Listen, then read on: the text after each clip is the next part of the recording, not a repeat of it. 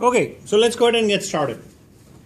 So I'm going to talk a little bit about the topic of methods, something that you're already familiar with, and in fact I'm seeing some of you actually used it in assignment 6. Good start. At least I think 3 or 4 people are already using this stuff. So what I'd like to do is talk about the need for methods, I think, which we have covered. Anytime you have a repetitive task, you can use a method. So for example, if you want to find a sum of integers, a program that you have already written, from a starting point, like from 1 to 10 or 20 to 30 or 33 to 35 to 45, you can go off and write separate programs to do that, right? And you guys have seen this kind of code before. What we are doing here is declaring a variable and writing lines of code again and again, right? Which does not make sense, because when it's time to, when you start repeating lines of code, there is usually an opportunity for either using loops. In this case, we are already using loops. It's probably a good idea to use the methods. So you don't have to go about reiterating. So what is a method? Method is a construct where you can take a bunch of lines of code and give it a name. That's all it is. So look at these highlighted lines of code. It's a for loop that's doing a simple iteration and adding the value to sum. We can take these small program blocks and give it a name. That'll be a method. We can pass some input and also return a value from it. That's optional. In Java, when we start writing functions right now, starting with the language, we are writing static functions. The reason we are creating static function is so those can be called without creating an object, because we still have to learn about object-oriented programming. We haven't done that yet. So what we do is when we write a method inside a class, we can basically use class name dot method name and call it, right? Is this picture pretty clear? Any questions? We have repeating program blocks, and it's basically unnecessary to write code like this. So instead, what you do is you write a function, sum. You provide the input. You provide a return value, and then the same code is set up. And if you provide a return type, then you use the return statement in the bottom. So you'll be writing a ton of custom functions in assignment 7. So you want to make sure that the concept is nicely applied. And you're going to be using other things from the past as well, loops and decision-making constructs. So we're going to look at the structure of a method in a little bit more detail in the next few minutes. So it becomes abundantly clear how the structure is to be set up and how is the memory organized around it, so you can so you understand the inner workings of the one specific thing called the stack. You all remember the structure of the memory, right? Code segment, data segment, stack, and heap, and the purpose of each. Right? It's good to refresh your memory on that construct. So here we have the sum function, method. Function and method are used interchangeably in this discussion. And a call to the method is made 3 times. The code looks a lot cleaner. Code is also maintainable. Why? It's in one place. If I find an issue, a bug in a method, I can go update the method and I'm done. So defining methods, it's a collection of statements that are grouped together, and we give that group a name. So we can pass input of any data type and as many as possible. But we can only get one return value. The fact that we are calling this guy public, the method public, it means that it can be accessed from anywhere. We learn more about scope in your next course when you go out and take 36B. So we declare a local variable and we do something and then return the results. And this is showing a function call or invocation of a method. Invoking a method call are essentially the same thing.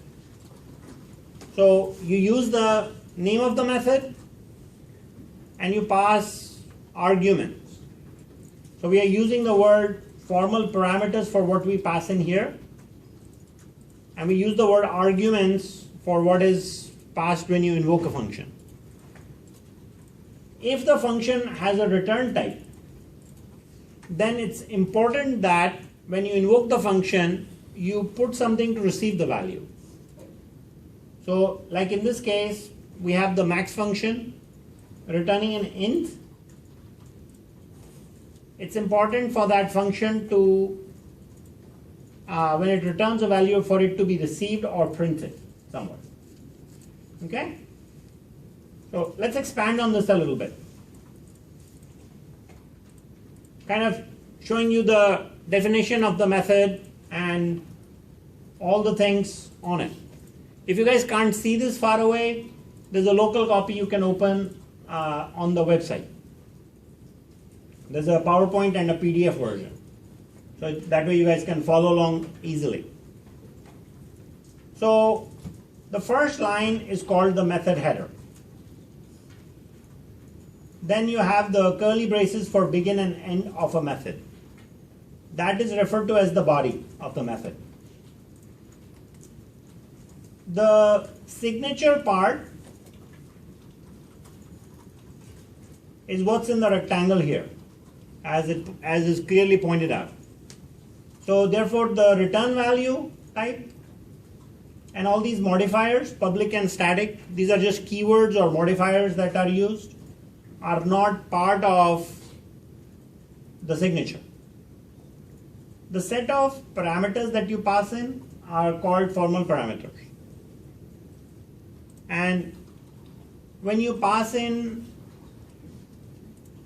values when we are invoking a method, those are called arguments. So there is a relationship between arguments and parameters.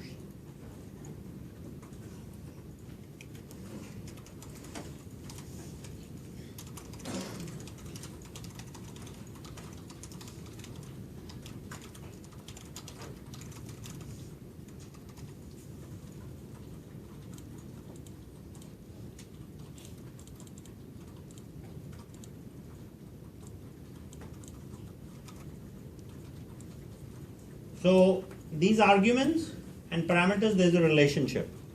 And here is the relationship. The value of arguments is passed to formal parameters. So like the value of x, which is an argument, will go to num1. The value of y will go to num2. Data type of arguments must match with parameters by position, left to right. So what does that mean? If I have four formal parameters that I've defined, and let's say they are integer, float, then when I'm ready to assign a value, when I'm ready to pass the arguments, the data type must match, and it must be in that order. Otherwise, the function call will fail. Okay? You'll get a compiler error.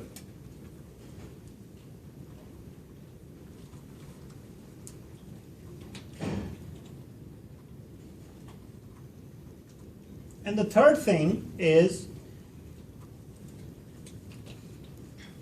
number of arguments is always equal to number of parameters.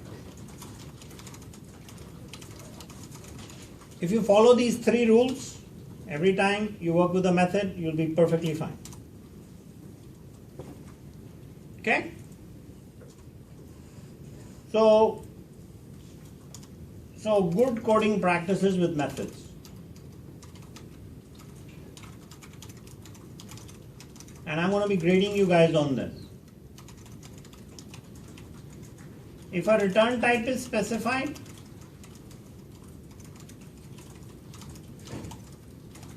then use a return statement. Otherwise, you will obviously in Java get a compiler error. Another thing is a return statement should always be the last line. I don't want to see more than one return statement. Should use only one return statement per method. So if let's say you have a bunch of values that you want to return from a method, are you going to use multiple return statements, or is it better to maybe declare a local variable and track the value inside the method until you get to the end and then return the value? That's a better way to do it. Get it? So you may have several, like in this particular example we have results that could be different and a local variable is declared. That's a good practice. And you're expected to use that when you're writing methods.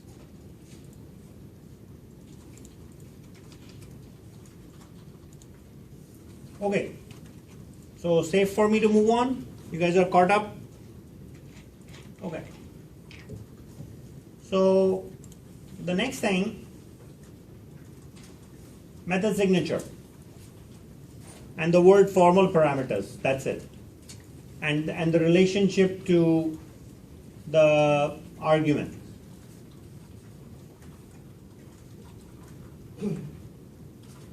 When you declare formal parameters, there are two parts in that.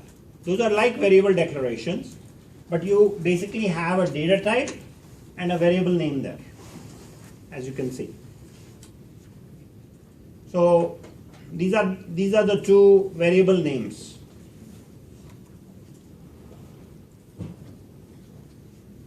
X and Y become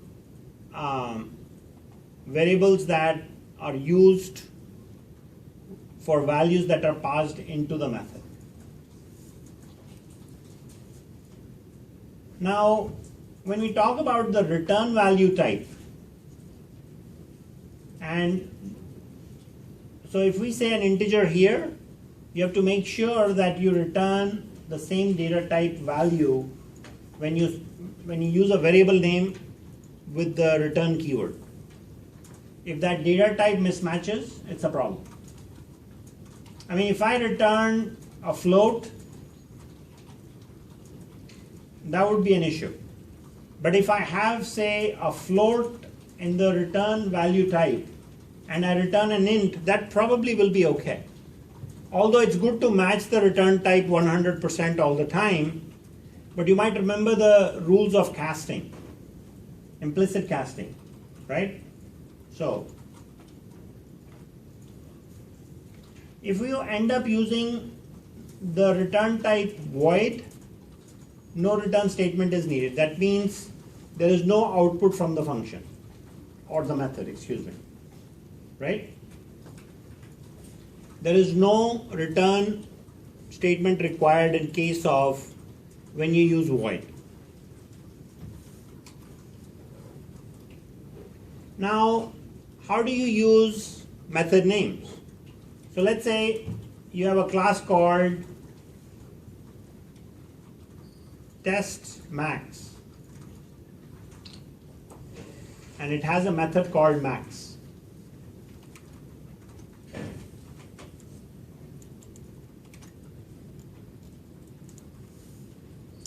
So look at the note above.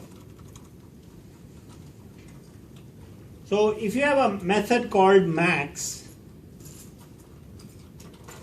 it can be invoked using the class name. So if I have something like this, and we were just working on this in the slide,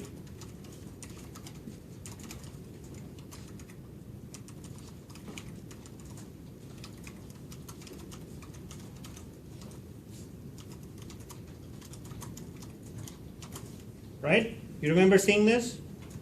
So now if I wanted to call this method or invoke the method, I can say test max dot max.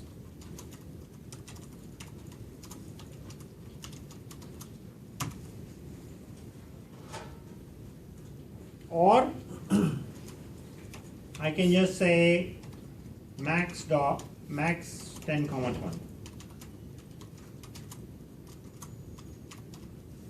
When you have a class, you can qualify the method name with using the name of the class. Okay? Yes? Would there be an error with a test and tests? Will there be an error? Yeah. Why? X.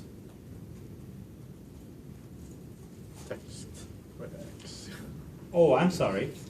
Yes, that's a typo. You're acting as a good compiler. Thank you. Yes, that would have been a compiler error if I was creating, I meant to type test max. Okay? Invoking a method.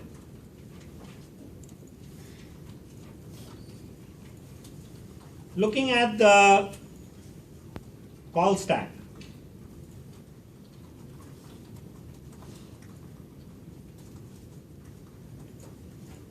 So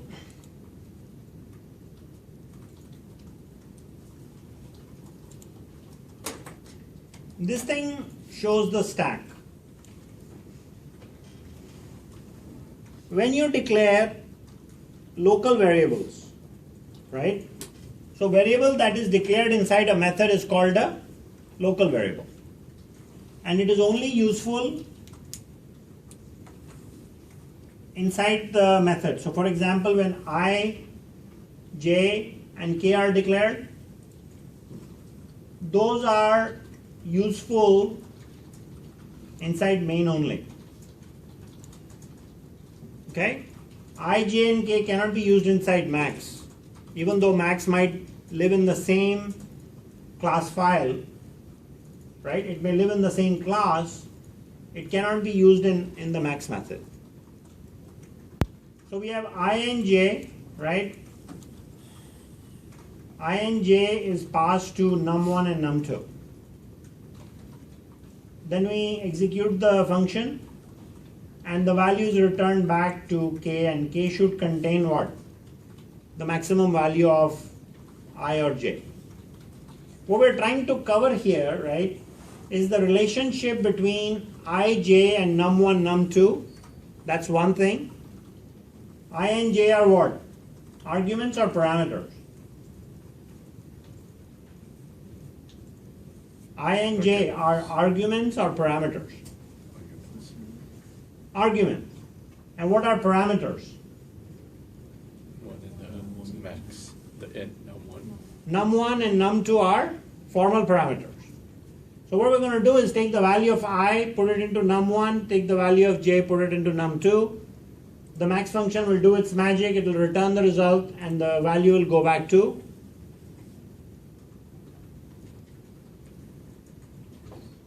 fill in the blank. The value will go back to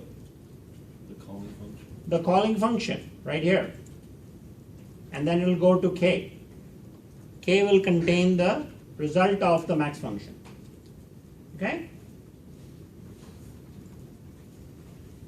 So this is like looking at it line by line. The variable I is declared in the stack, then j is declared.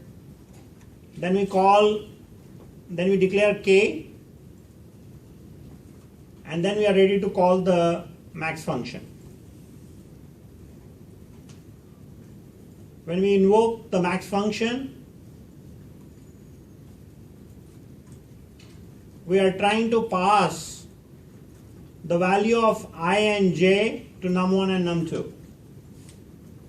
Okay? Try to focus on this, because how does the stack work is a good exam question. And this picture shows you how to do it, how it works basically, and how to respond to that question. So the value of I goes to num1, the value of j goes to num2. So we are making a copy of the value from I to num1 and j to num2. And then we declare a local variable, result. And then we compare num1 and num2. If it's true, right? Then the result is equal to num1, and we are ready to return the result. When the result is returned, it's going to go back to k. You see that? How does it go back to k? A copy of result, right here, is passed to k. K becomes 5. Because num1 was greater than num2.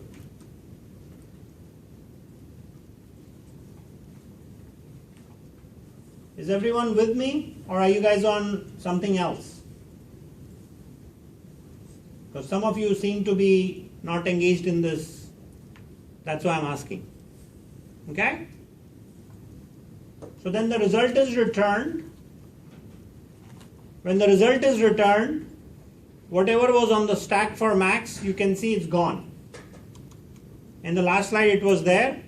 In the current slide it's gone.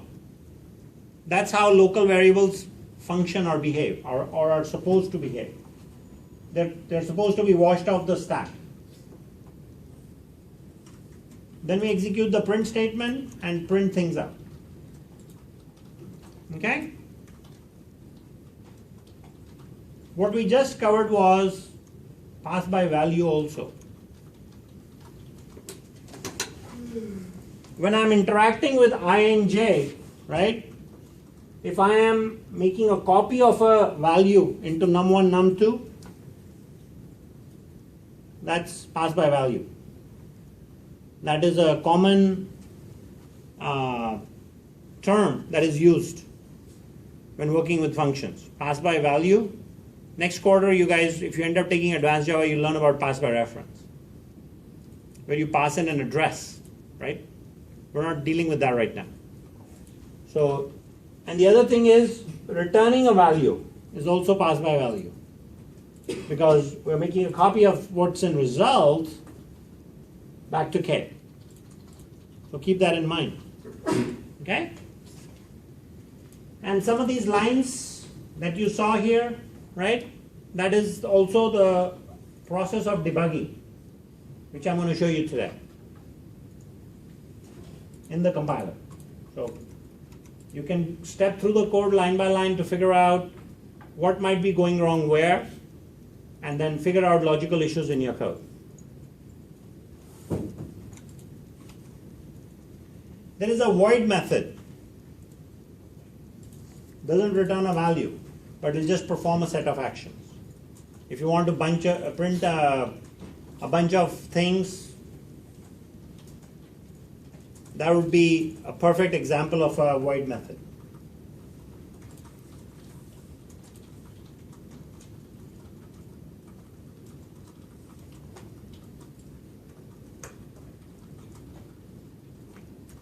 So here is another example of a method. It receives a message and end. And basically what is this for loop doing? It prints out the message the number of times that we pass in. Like it prints the message n times. So if we say welcome to Java, it will print welcome to Java 5 times. If we say computer science, it will print it 15 times. If we say 15 computer science, will that work? The data type is mismatched because the rules of arguments and parameters aren't followed. So So this will give a compiler error, right? Okay, so what I want you guys to do is write a program to swap two values. We're going to write a static function and we're going to see if we can swap a value in a method using Java. You can use the reference example, like you can use this, you pretty much write functions like this. All you have to do is try to swap two values. Take the value of x, put it into y, take the value of y, put it into x. Okay? You write your function, I'll write mine, and we will look at it in Eclipse in a moment together. About maybe 5 minutes on this will be great. Okay? Take 5 minutes and try to write this code. So we have some print lines there. So as we go through the code, we print out values before swap of num1 and num2, right here. Then we are inside the swap function, meaning we have called the swap function. The value of x and y is 55 and 44. After the swap, it became 44 and 55. But when we come back, the value of num1 and num2 have not changed. Why is that? Because of pass by value. We are making a copy of num1 into x and num2 into y. But that value, when it's swapped, these newer values of x and y are not passed back into num1 and num2. So this swap function is more or less useless in Java. Okay? So pass by value is actually not very useful, especially when it comes to exchanging values. This is why we need pass by reference, where we pass the address of a number to deal with the changing. So we won't be talking about that today, but just knowing what pass by value is important. So one thing I also want to show you is the debugger, which I think we may have looked at a high level. So I'm going to put in a breakpoint here, and I do that by simply clicking on this bar. And if I say get into debug mode, it will load a new perspective. It will show me the values of the variables that are declared on the top right. So now I'm going to go and execute this line by line. And I'm going to use the step into function because I want to, when I call the swap function, I don't want to step over the swap function, I want to step into the swap function so I can look at what the swap function is doing. So if I hit F5 again, or if I use the step into menu item, same as F5, you can see what's on the stack. I've got X and Y with the values of 55 and 44 respectively. I've declared a temp variable and I'm printing out 55 and 44, right?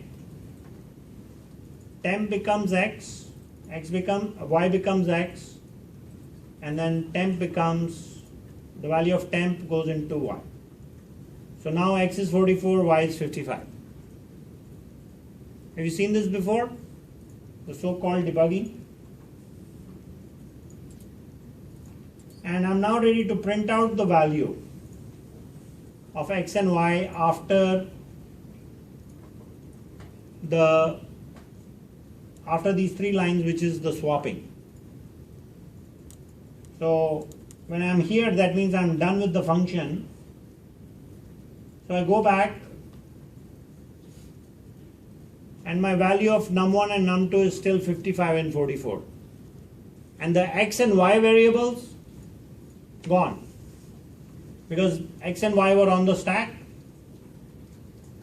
I'm done with the function call, the variables are gone. So I end up printing the same values, right? Make sense?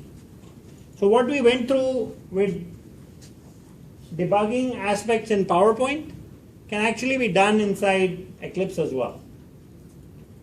It is a lot more dynamic. It helps you look at this particular region is the most useful because you can see what's going on with the values and then you can do something about those issues. You know, you can find issues and do something about the issues. It's very, very useful. Okay?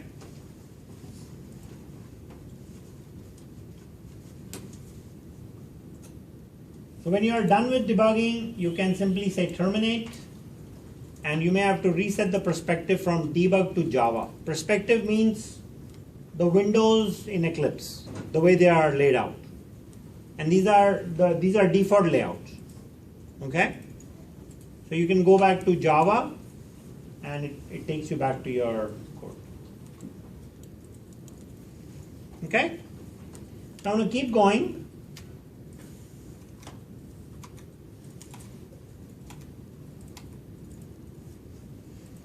So that was essentially what was shown in Eclipse. When we wrote the swap function and we saw that the values were exchanged inside the function, but the values that were changed didn't propagate back to the main function.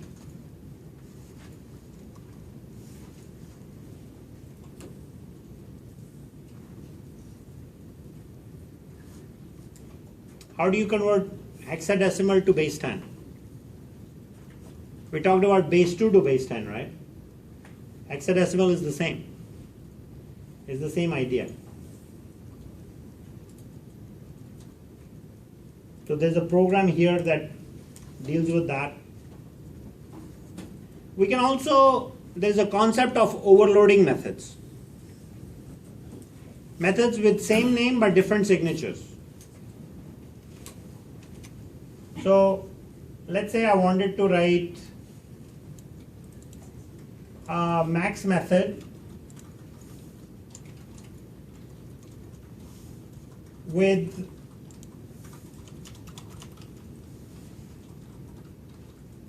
let's say we want to find the maximum value from x, y, and z. Three variables.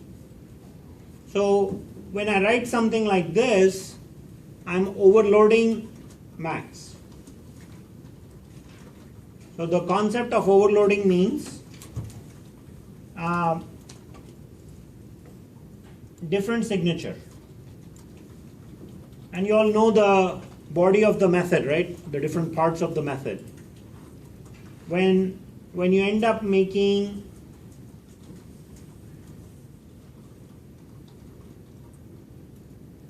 different signatures, you end up overloading methods.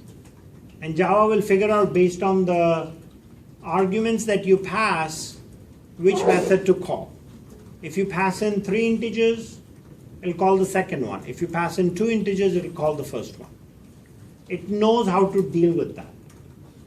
But if let's say you have an integer and a float in a max method, well then that will fail because that method doesn't exist.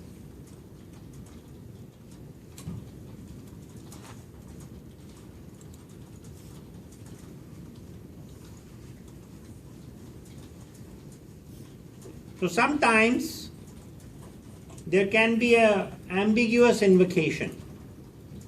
And this is to say that there are several classes with a bunch of static methods, and it's likely that maybe in some other class there is a max method with,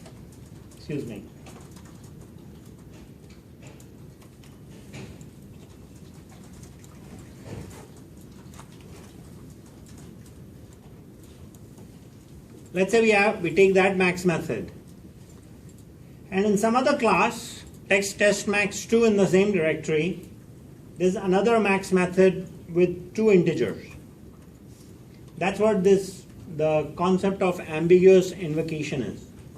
That if we have 2 possibilities, and then Java virtual machine gets confused and says, okay, which one do you want me to call?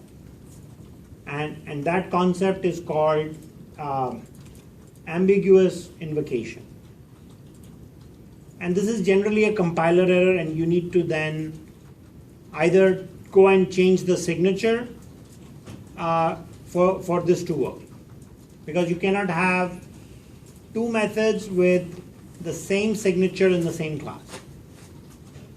Otherwise, you'll see ambiguous invocation errors. Also, of course, definition-wise makes a good exam question.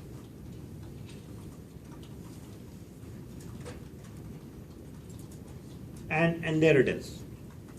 Ambiguous overloading with 2 max methods.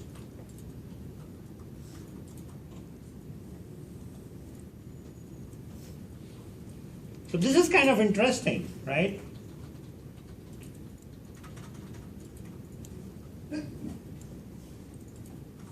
We've got 2 max methods with different signatures.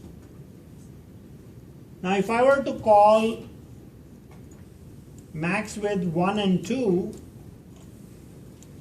it can call this, but it can also call double, because double data type is greater than integer. Remember implicit casting? So that will lead to ambiguous overloading. Any questions? And it won't print up. It won't call the max method. It will throw an error. And when you look at this, you might say, well, I have a method with 2 integers, why isn't it working? And the reason is that the runtime thinks that it can also call the second overloaded method with double. So in this case, you have to provide maybe a third parameter or something to work around this issue. Okay? There's a little bit on scope of variables. X and Y are local. So you can declare X here and you can use it anywhere. But what if I say, I don't know if you guys can see this. It's kind of a blank, or looks like a blank. You really have to focus on it. It's very light in color. Whatever I just underlined says int I. It says int I right here. And it also says int I right here. And that is just to say what? That I is being declared twice in the same function. Because the for loop is a program block. And then I is redeclared. So the I that is used here versus here are 2 different variables. Okay?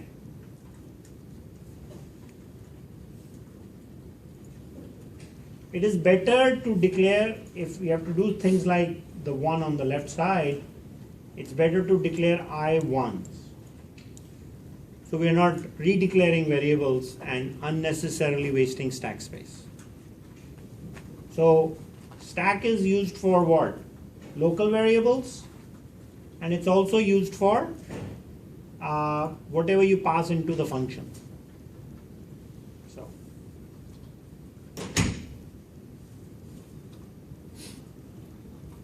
what's the problem here?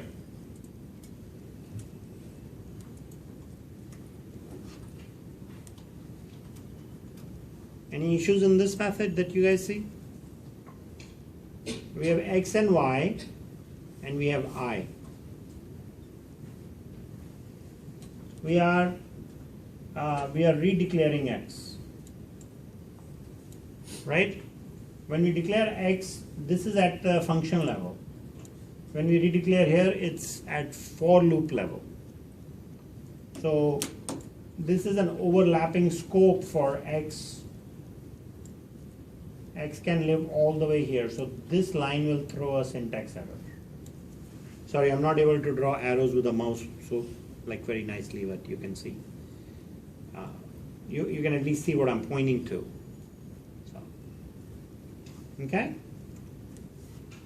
So in general, method has a header, a body. Body is considered generally to be a black box, you know, whatever you decide to put in there, and it will have optional arguments for input and return value for output.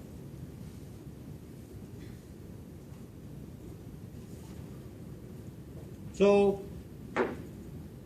the next thing I'm trying to get you guys to think about is a little bit on structured programming. You take a problem and break it down into smaller chunks. It's likely that lab 8 might look something like this. So let's say you want to print a calendar. How do you go about designing that using divide and conquer approach? Because writing 1 or 2 functions for lab 7 is great, but writing 10 or 12 functions and sub-functions and getting those to work together is going to be lab 8 and 9. So I want you guys to be ready for it. March will definitely be more interesting than Jan and Feb. So we start with our top-down design. So in the main, we want to call a function called print calendar. The print calendar should take input and print the month. To print the month, there are several things. You print the header, so you print the title of the month, so month name and the year, and then you print the body of the month.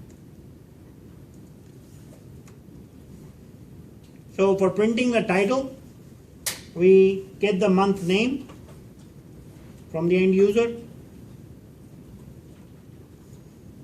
and then for the month name, we get the month name and the year actually.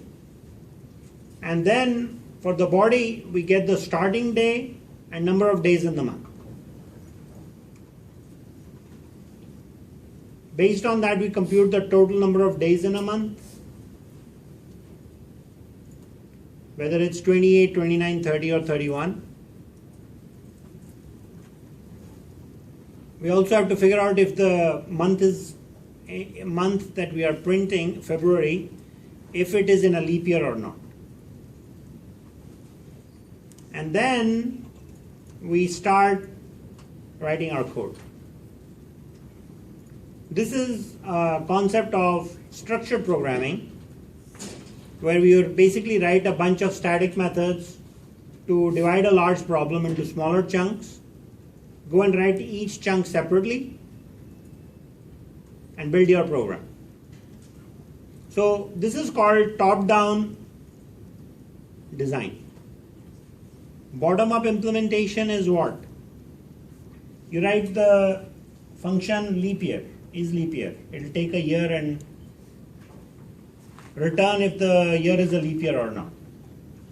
Number of days in a month takes in month and year and returns the number of days in a month. So that value is,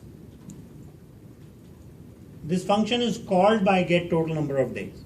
All these arrows mean something. So you basically start writing these functions one at a time and then call them in a certain order, and then you end up with your print month function. Print month function will have how many sub-functions? At a high level, 2. get print title will have one subfunction.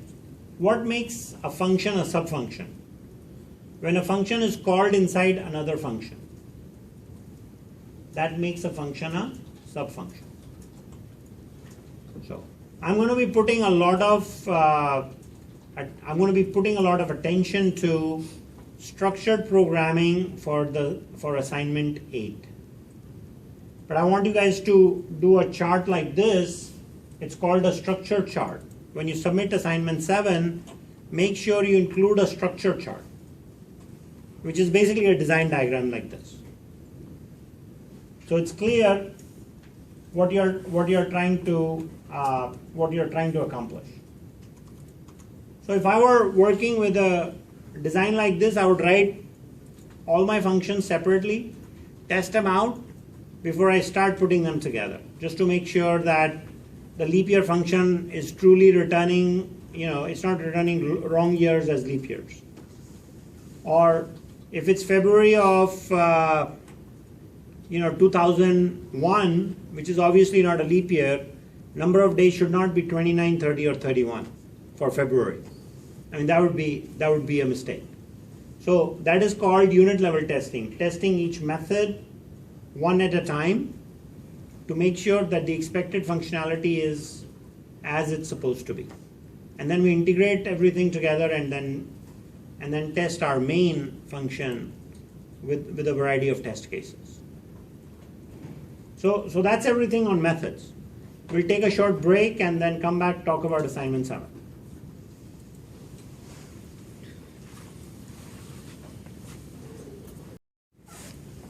So the 7th assignment is due on March 1st.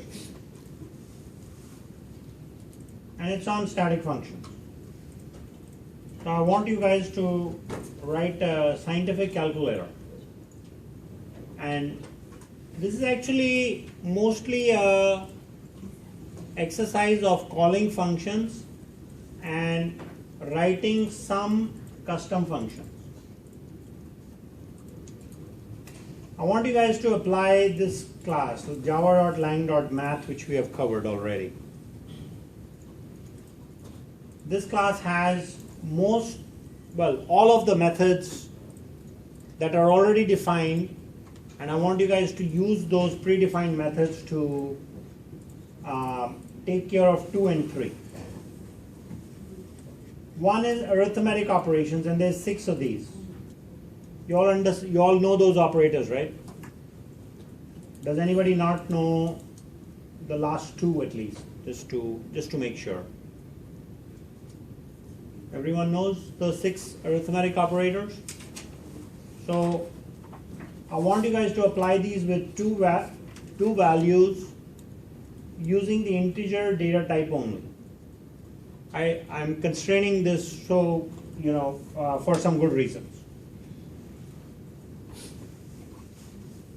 And you should turn in test cases with negative values. Okay? So for the first part, there will be a total of 6 functions. 1 for each arithmetic operation. Then we have some scientific operations. So, dealing with some trig functions, floor, ceiling, square root, cube root, log 10, and round. I want you guys to deal with all of these using the double data type.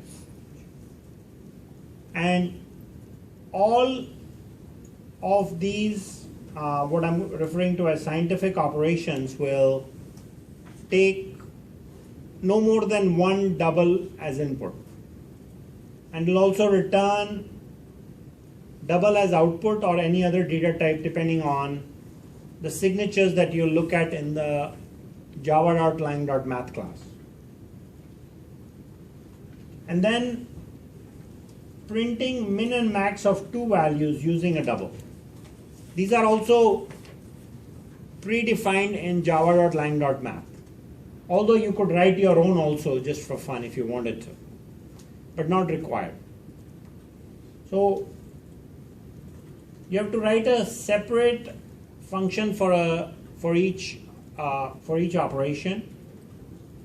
You need to display all the operations that are available in the calculator.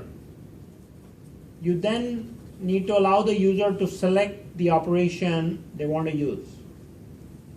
And then you should, based on the operation, the input will be different. It'll either be one value or two values, so you need to take care of the calls to the scanner class, and then use system.out.printf for results. I'm noticing that a lot of you are still using print lines. Starting lab 7, no recovery for points if you keep using print line. Start using printf. You need to get good with it before you leave this class. So make sure you're using printf, system.out.printf, and no more system.out.println for anything. Every time I see one of those print line things, it'll just be a -1 and no recovery. So I'm just letting you guys know now. So that is assignment 7 onwards, or basically the month of March. Okay? And you need to test each function. So this program, while it's relatively easy, requires a little bit of design before you start constructing. So you'll have a full-fledged scientific calculator running in command mode. So doing a structure chart might be handy.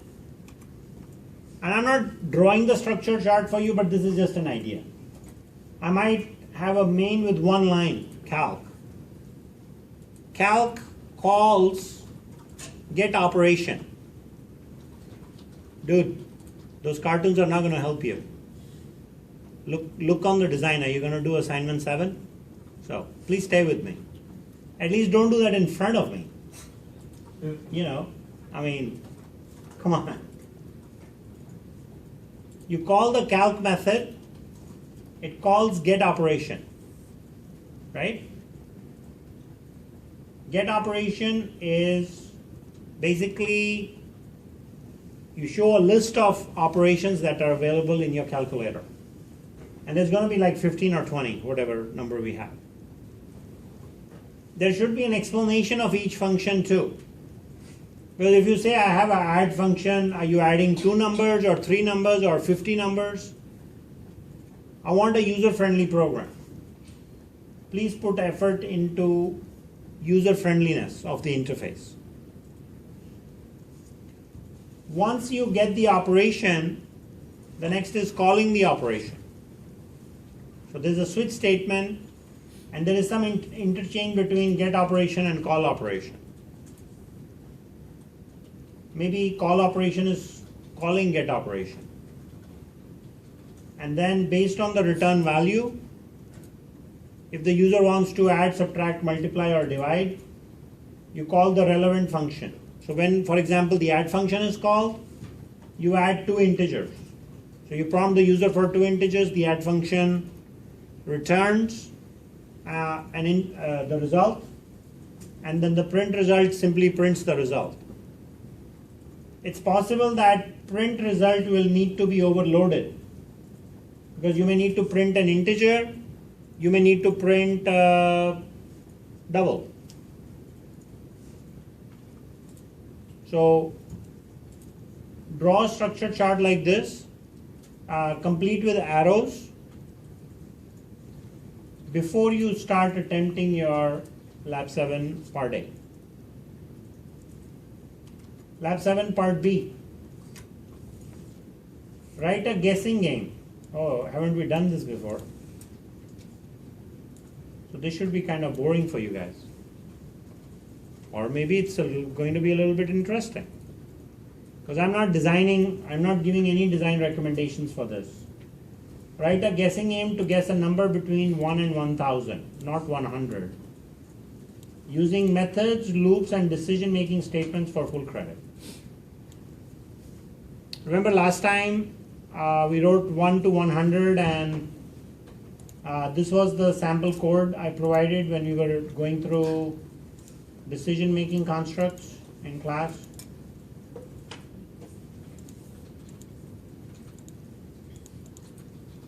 And we were writing code as if we were getting paid by the number of lines of code we write. So clearly you can see there is a need for loops. And not only that, there is also a need for functions. Make your program so flexible that this low value and high value can be changed in the guessing game. You can take those as inputs. And then you go through the guessing game process until the number is guessed, and then print the number of counts it took to to guess the number. So, okay? That is assignment 7. So you have some time available now. If you want, you can probably work together in maybe small teams if you want to do the design for part 1 and part 2. Like draw your structure charts together, but when it's time to implement, please implement independently. No code sharing. Okay?